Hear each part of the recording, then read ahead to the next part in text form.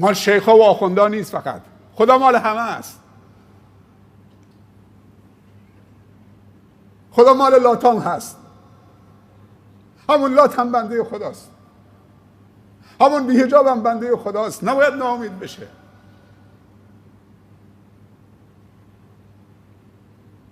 وقتش رسیده که آشتی بکنیم با الله. برادران و خواهران افغانی عزیزم که در کشور دوست داشتنی افغانستان صدای برادرشون رو میشنوم، برادر و خواهرای عزیزم که و دوست داشتنی هم که در کشور تاجیکستان، این کشور عزیز و دوست داشتنیمون که واقعا دوستشون داریم، میزبانان خیلی خوبی بودن. ما 10 روز مهمانشون بودیم با ستار، واقعا حال و هوایی داشتن. برادران ازبکستانیمون، برادرانمون تو روسیه و هر کجای دنیا که هستن. امروز فضای مجازی واقعا نعمت بزرگیه. من راحت میتونم با برادرها و خواهرانم به زبانهای مختلف در هر کجای دنیا صحبت بکنم. دوستتون داریم، احبکم فی الله. میخوام که بدرخشید، میخوام که هم خداتون رو پیدا بکنید هم خودتون رو پیدا بکنید. فرصت خیلی کمه، عمر ما کوتاهه، با غفلت کوتاهترش نکنیم. عمرمون خیلی کوتاهه، با غفلت کوتاهترش نکنیم. چند چیز شد برای موفقیت: 1 نیت، 2 هدف، 3 تلاش درست با برنامه، با حضور کارشناس و مشاور، 4 توکل. خدای این تلاش ما بود، خودت این تلاش ما را با برکت و پربار بساز. این معنی توکله. میتوانم خدایا یاریم کن. این میتوانم ما باید بگیم. حضور در زندگی، در صحنه، در برنامه، در جامعه، در جاهایی که نیاز داریم و در جاهایی که دیگران به ما نیاز دارن. ما 2 جا باید حاضر بشیم.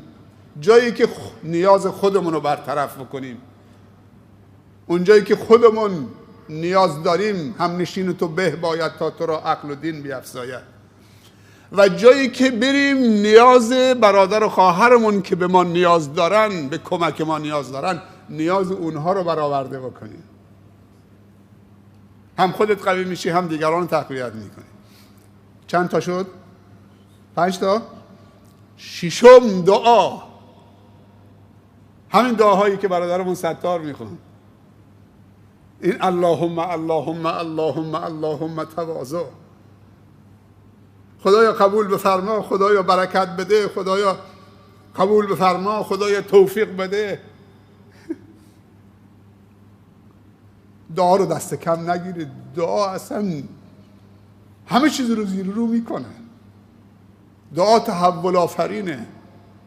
دعا از خدا کمک جستنه. پیامبر صلی الله علیه و سلم فرمودن که الدعا هو العباده. دعا اصلا عبادته.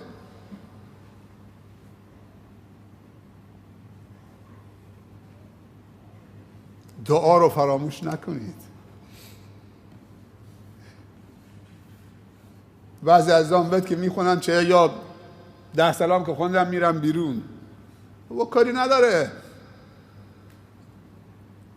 شافعی هستی، حنفی هستید، هر چی هستید،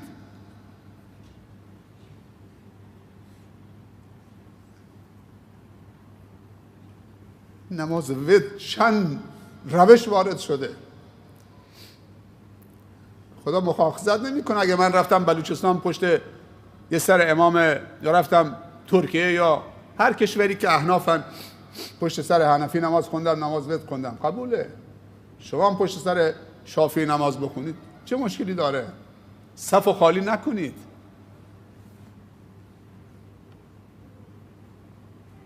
امیدوارم که هر 6 تا چیزی که گفتم انشالله با جدیت تو زندگیت بیارید،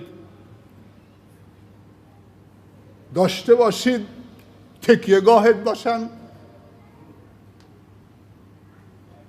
و با عزمی راسخ رو به جلو و خبرهای خوشی ازتون بشنویم. یه تقاضای کوچولو هم دارم، اگه حق بهم بدید برای منم دعای خیر بکنید. برای خانواده‌ام 6 تا فرزندم، 3 تا پسر 3 تا دختر.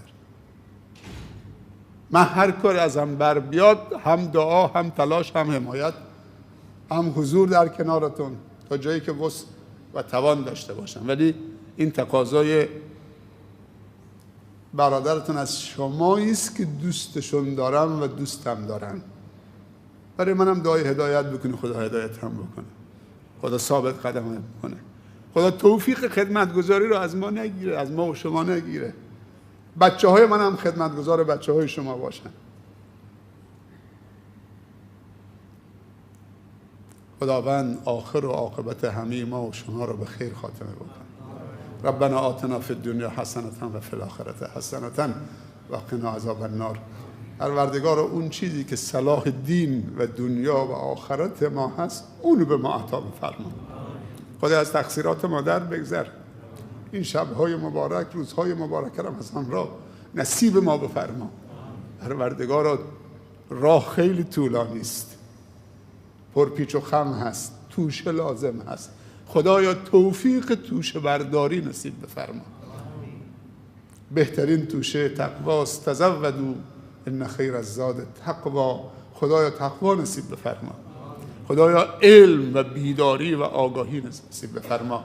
خدایا توحید کاملی که در اون شرک نباشه، ایمانی که در اون کفر نباشه، طاعتی که در اون گناه نباشه، اخلاصی که در اون ریا نباشه. خدایا بهترین ها را به ما بده، به ما و خانوادهمون و فرزندانمون و دوستانمون. خدایا چنین کن سرانجام کار تو خوشنود باشی و ما رستگار. ربنا ظلمنا انفسنا و ان لم تغفر لنا و ترحمنا لنكونن من الخاسرین. سبحان ربك رب العزة عما يصفون و سلام علی المرسلین و الحمد لله رب العالمین. موفق و مؤید و سربلند باشید. دست همدیگه رو بفشارید، همدیگه رو حلال بکنید. خیلی دوستتون دارم، هم شمایی که اینجایید، هم اونایی که دارن میبینن و میشنون. خدا یار و یاور و نگهدارتون. خدا حافظ شما و السلام علیکم و رحمت الله تعالی و برکاته.